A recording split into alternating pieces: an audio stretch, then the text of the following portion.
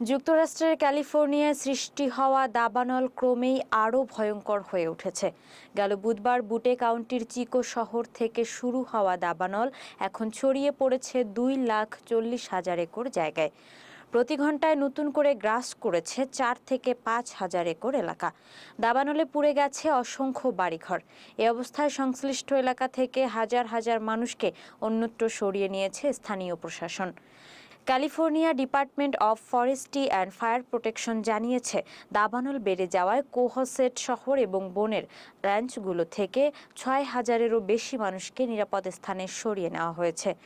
শুক্রবার থেকে দাবানলটি আরও শক্তিশালী হচ্ছে বলে জানায় স্থানীয় কর্তৃপক্ষ।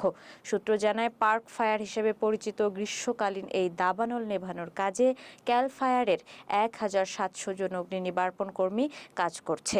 তবে পরিস্থিতি তাদের নিয়ন্ত্রণে নেই বলেও জানায় কর্তৃপক্ষ। এদিকে শুক্রবার রাতে ওই অঞ্চলে রেড ফ্ল্যাগ সতর্কতা জারি করে গুরুতর আগুনে আবহাওয়ার পূর্বাভাস দিয়েছে যুক্তরাষ্ট্রের আবহাওয়া বিভাগ।